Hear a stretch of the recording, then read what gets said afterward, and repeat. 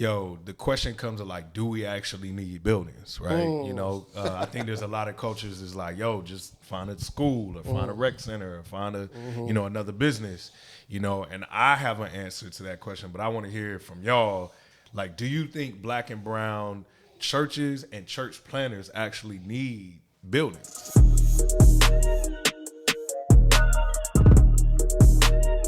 We believe in community development. We want to develop our community from within our community. I believe in this idea that in our communities, we have all the people we need, all the talent we need, right? That if we brought them together, we'll have all the resources we need to do exactly what it is that God is calling us to do. There's empowerment that comes with having a space. You gotta tell the story, Doc. So we out here in the middle of God's land. God's land. Right? Yes, indeed. We had the Breathe Retreat, Maroon House hosting the Breathe Retreat. Gang. Annual Breathe Retreat. Yes, sir. And I'm sitting here with two of my Florida brethren. Yeah. So we got North Florida, Central Florida, and South Florida. And South Florida. And, y'all might have seen Jay on one of the other podcasts we did together. Yeah. We ran numbers up on that pod. Yeah. And me and Dave got to get one together at some point. We got to get you down south. Man, one of the things that I thought was like really unique was in the last 3-4 months, all three of us were able to take a step in a direction that I think we've been looking to take a step in for a while. Yes, sir. Just getting some permanent space for the churches that we get to lead. So, man, I just want to hear a little bit about that. Jay is in Jacksonville. He's man, tell us about the neighborhood and tell us about the church you're in. Yeah, so we in a neighborhood called Brentwood, which is just north of our downtown. Brentwood is very much like almost any, spot we would normally call a hood or whatever and stuff, you know what I'm saying? There's a lot of action going on, you know what I'm saying, economically, a lot of strenuous things the community is facing, but man, it's full of beautiful people, you know what I'm saying? We walk the neighborhood a lot. I love knocking on doors, love meeting people. I meet grandmas who will just need somebody to go to the fridge and get a cup of water because, just stuff like that where you just like, I always say the neighborhood sanctifies the church. We always think we're going to save a neighborhood, but the neighborhood, it puts us on our knees. It shows us how smart we really aren't and how needy we are of Jesus, whatever. It pushes on our heart in a way or whatever that builds empathy and makes us lowly and really need God's help. And so Brentwood does that for me, you know what I'm saying? And so we attached to a nonprofit that's been there for like 18 years that have really rebuked us at times as a church when we were far away and out of the space and everything else. And they I moved to that community because I want to make sure we kept the church tied to that organization, and they love being tied to us, and I get to serve on the board. But man, to land in the neighborhood finally with a building that's literally on the block, it's not as big as we need. Aesthetically, I was dreaming of something that didn't exist in Brentwood. And after a while, when I got over myself, I started dreaming for what's beautiful for Brentwood, and the space made itself obvious immediately. Wow. It was like, that's beautiful for this block and whatnot. So, yeah, I'm so grateful for it. You know what I mean? Man. I was able to go and see the building, also see a little bit of Brentwood, and, man, it's one of our communities, bro. Like, that's the feeling you get when you drive in. You're like, yo, this is one of our communities, and it's so much possibility there. Like I was dreaming when I was driving through, so I know you a visionary, so I know you dreaming, and you already got a plan for that. Real quick before we jump to Dave, like you have a building, but it's not really a church building, right? Yeah. We're doing something that's a little bit different for most people, whatever. We're not even putting church on the building. One, because the block has plenty of churches on it. We did a lot of walking the neighborhood, talking to people in the neighborhood. I don't care if you sell drugs, old lady, young boys in the neighborhood. I talked to a lot of people first because I didn't want to just go, oh, this is what we're going to do.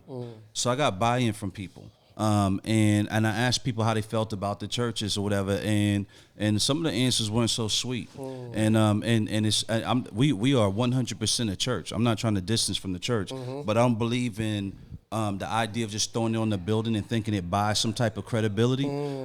We got to know each other first. We have to build credibility through walking versus strangers that become friends or whatever.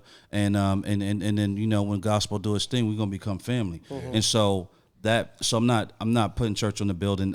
With my renovation, I renovated it as a coffee shop. We are not ready to launch the coffee shop, but I went ahead and knocked down the wall, put the whole cafe joint in there. It got a whole fly vibe, and I mean for it to be a space that's going to function, you know what I'm saying, 7 days a week. So we may do a service in there on Sunday mornings or whatever, but outside of that, we might be talking about loans, dealing with some of the things in the community economically or whatever, helping people get financial training, bringing in some great conversations, a hangout. Ain't no telling what's going to come out of it, but it needs to be a place that serves the needs of the community or whatever and stuff. You know what I mean?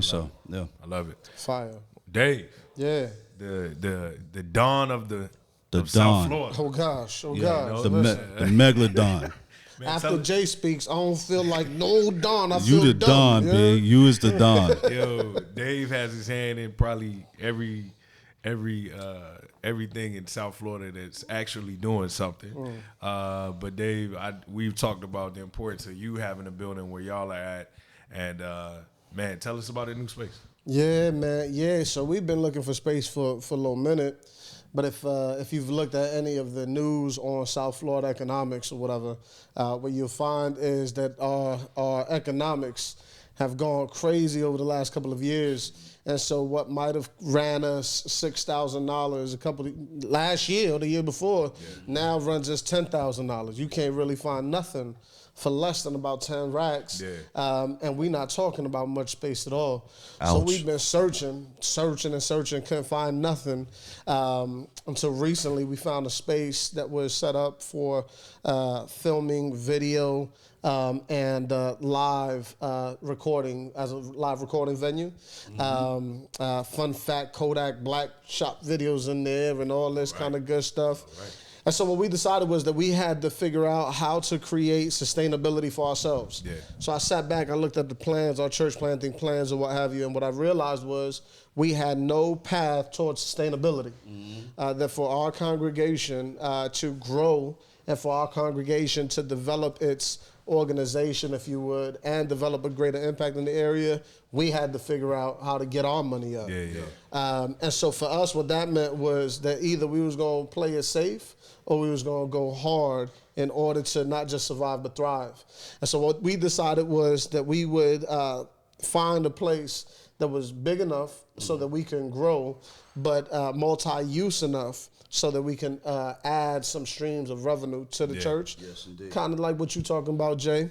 And so we got this live venue space, and what we've decided to do is take a little bit of a harder route where we're not creating a worship center with permanency, if you would, but we're creating a portable worship center, portable stage, all that kind of stuff, where we can use it to shoot commercials, music, videos, all that throughout the week.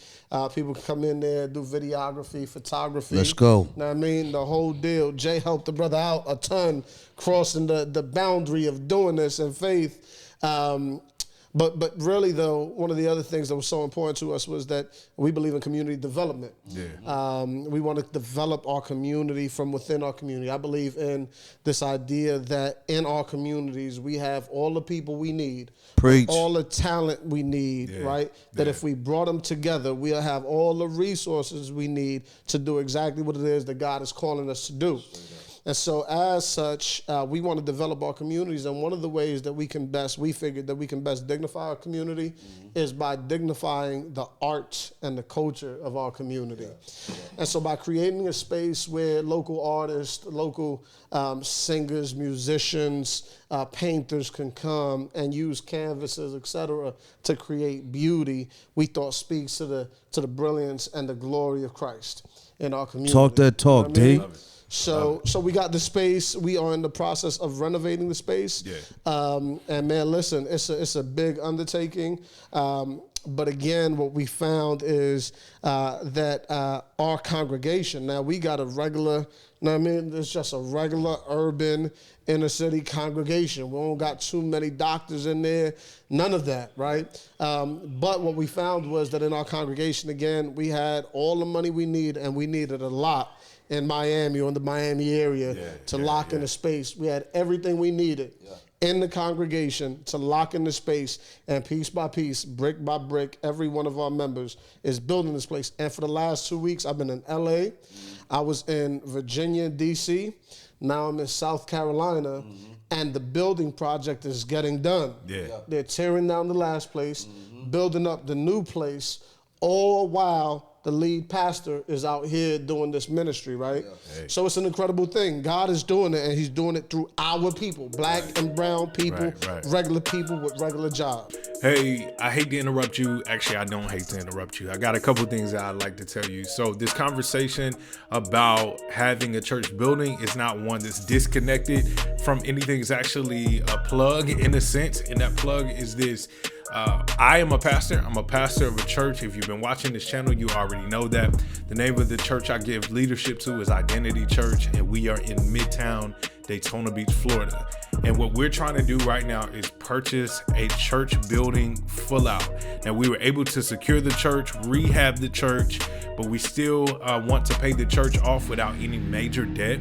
So we're trying to raise $250,000, and we already have 50 of it. 50 is already there. It's already taken care of.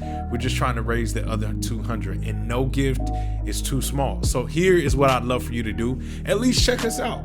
At least check the building out and what we're doing out. And the easiest way to do that is to click the link in the bio or in the description, or just look right here on the screen, identitydaytona.org/401. The second thing is the other two brothers that are talking. One is in the South Florida area. The other one is in Jacksonville. If you're close to one of those places, check out one of those places. Or even if your heart is just there and maybe you have some cousins, some friends, some people who you would love to see follow Jesus and be a part of a great church, show them some love, send them a gift, do something.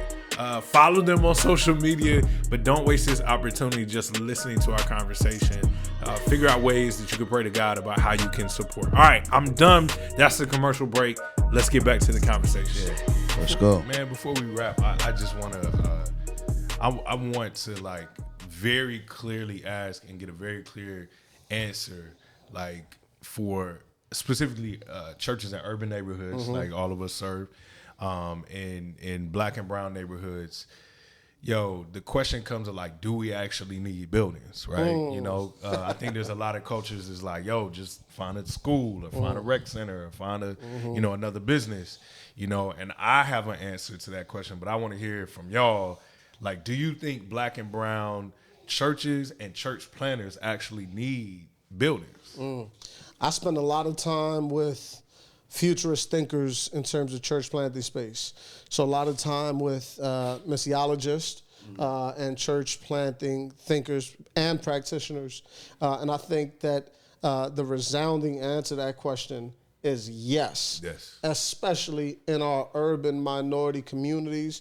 Our people, we were just talking about this a little while ago, our people often struggle with instability, right? I mean, that's the narrative of our lives. We don't have stability. It's unstable. We're moving from one crib to the next, all that kind of thing. And with that comes a hit on our identity, right? And so for the church to have some sort of permanency creates for our people a stability that they can aspire to and that causes them to feel a level of safety to where they can become vulnerable so that then they might be able to develop. Yeah.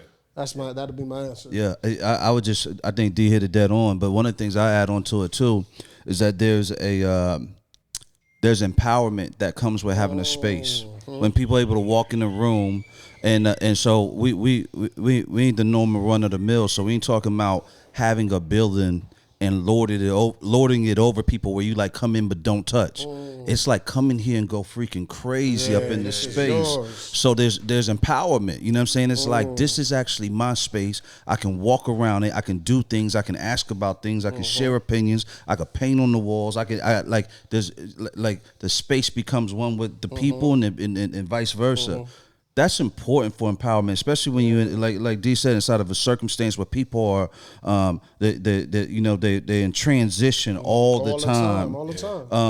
Dealing with the lights being turned off or eviction or the threat of it, but never feeling but like to stand in place, to have, ministers of the gospel who are like, homie, like, yo, if you fall off 4 years and come, I'm be on the block. Mm-hmm. I'm be doing this same thing. That's one of the things we take as a commitment. And so the building be a part of that resilience and that long term enduring or whatever, man. It builds the faith for people. It gives them a place to call their own when they don't actually even have their own place. It be like, yo, I'm a part of that thing. Yeah. This thing is here, so it means a lot. Yeah. You understand what I mean? And plus, it helps us get busy and dream and have a place to land at. Because I'm eclectic enough to go float around and do this thing up under a tree all day. And I would if we ain't got no building, and I'll still give glory to God in the middle of it.